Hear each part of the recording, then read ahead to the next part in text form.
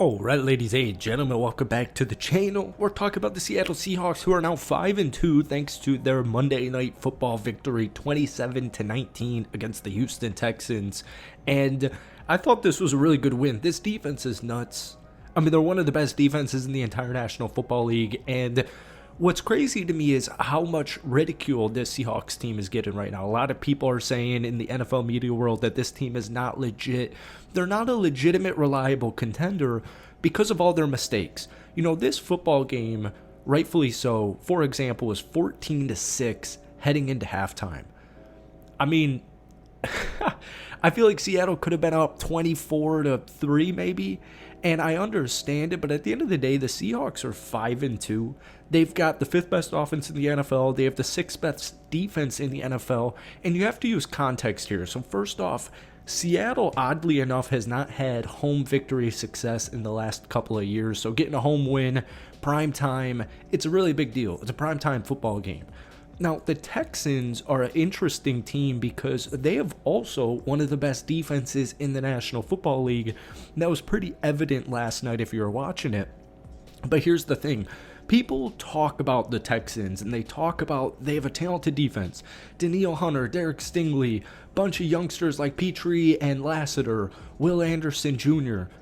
The Texans' defense is insane. It's very, very similar to the Seattle Seahawks, where both of these defenses can single-handedly win you games. But when people talk about Houston, they just say, oh, well, they have a good defense, and CJ Stroud's letting everybody down. But it's, like I'm saying, it's kind of similar to Seattle's defense, where it's like, no, they need to be hyped up even more. So when you score 27 points at home in a primetime football game, Sam Darnold, people used to say he was bad in primetime as well. He can't win in primetime. He can't win under the lights. Well, what did they do? They won. And they won very convincingly, in my opinion. I know it was a one-possession game when it was all said and done, but as we keep saying, if you watched this game, it was all Seattle all the way. You do want a little bit better efficiency on this offense, but this is kind of what I was saying with the whole media thing, where it's like, all right, I just was watching a broadcaster, they left the Seattle Seahawks outside of their top 10 in the NFL this season. The Kansas City Chiefs were one. You use a team like Kansas City, they're allowed to make mistakes, they're allowed to struggle. Patrick Mahomes is allowed to throw interceptions. It's just they need to work out the kinks, and when they work out the kinks, they're going to be terrifying. But Seattle, oh no, they're not a legitimate contender because they have to figure out all these kinks. So it's just not really a fair comparison. But folks, obviously, welcome back to the channel. We are talking about the Seattle Seahawks. As always, hit that like button, hit that sub button if you haven't already. It goes an extremely long way. Now, here's the thing. 27 points. Jason Myers and the Seahawks field goal unit, they had a blocked field goal ending or getting close to the end of the first half. So first off, offensive efficiency, you want just longer drives. I want to see longer drives with the Seahawks offense. You see it when they score touchdowns, but then you just don't see it for a couple of drives. And so I want to see just sustained long drives. So they had around 30-ish points, which is going to win you most football games. All right, your defense gave you only 19 allowed points. That's going to win you most football games. And as far as efficiency goes, here's the thing. Seattle was 2 of 14 on third down. That's got to be solved, right? 316 yards, but they put up 27 points, going 2 of 14 on third down, and they also had 12 penalties, and they also had 4 turnovers.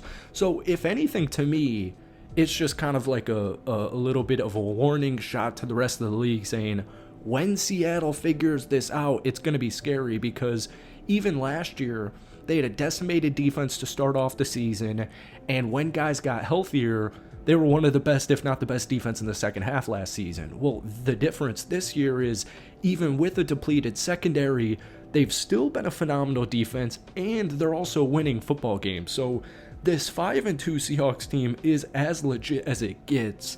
And just to speak of Darnold, 17 of 31, 213, a touchdown and interception. He did have a fumble recovery for a touchdown from Will Anderson, a strip sack fumble, and gave Will Anderson and the Houston Texans a touchdown. So he's going to make mistakes.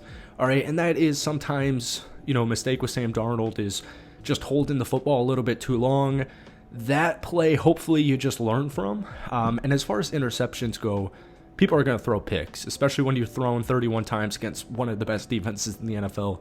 Interceptions are something that's going to happen. As far as offensive efficiency, as I keep trying to get to this point, I would love to see more Cooper Kupp. I feel like I say this way too much in Seahawks videos. JSN, I threw out this tweet earlier today because people are like, our whole discussion was, to Seahawks fans, JSN was clearly a top 10 receiver, or at least around a top 10 receiver heading into the season, and right away he'll be viewed as a wide receiver number 1 and a top 10 guy. 8 catches, 123 yards, and a touchdown. That chemistry, that connection with Sam Darnold is phenomenal. I threw out a tweet saying, when are we going to have the conversation if JSN is the wide receiver number 1 in the NFL? Now, Elijah Arroyo also had a good football game, 4 catches, 42 yards, but he did have that fumble, and you can't have that. A.J. Barner, quiet night, 1 catch, 7 yards. And really, outside of JSN and 4 catches from Elijah Arroyo, nobody else really got it going. Jake Bobo got targeted once. He caught a ball for 3 yards. Torrey Horton got targeted 3 times. He had no catches. We saw nothing from Ken Walker receiving-wise. We saw only 2 catches for 6 yards from Charbonnet. And then we get to Cooper Kupp. 1 catch, 32 yards. Cooper Kupp just caught his first touchdown 1 week ago against Jacksonville. He only had 2 catches in that football game. He's only had 2 games so far this season where he's had 6 or more catches, and I just think as a third down go-to guy, I'm hoping and kind of even anticipating Clint Kubiak, the Seahawks offensive coordinator, to get Cooper Kupp more involved just in general, but especially on third downs, all right? That's just a big thing. Now, defensively, kind of want to do a whole film study on this defense because it's just that good. You know, Ernest Jones continues to have a phenomenal season. He had a big interception last night. Ty Akata had a nice sack heading into, I think, the 4th quarter. And Wosu got the game started right out of the gate with a sack. All in all, the Seahawks defense is one of the best in the entire National Football League. And let me give you some statistics here because I was looking at it earlier. It's just nuts. They're 6th in opponents' points per game, giving up 19.4. They're 22nd in opponent passing yards, but once again, that secondary is getting healthier now. 1st in rush defense. They're giving up only 76 rushing yards per game. They're 4th in total sacks. They're 6th in touchdowns given up. This defense is only getting better. Nick Worry, probably going to do another film study on him in the next couple of days. And as far as offense goes, they just need to clean up the turnovers and the third down efficiency. They're 3rd in yards per play. They're 5th in scoring at 28 per game, but they're 2nd, averaging just a little under 2 turnovers per game. So the Seahawks, folks, 5-2. I'm going to take it. I know you guys do too. So let me know your thoughts on the 5-2 Seattle Seahawks. But thank you for watching. We'll see you soon. Peace.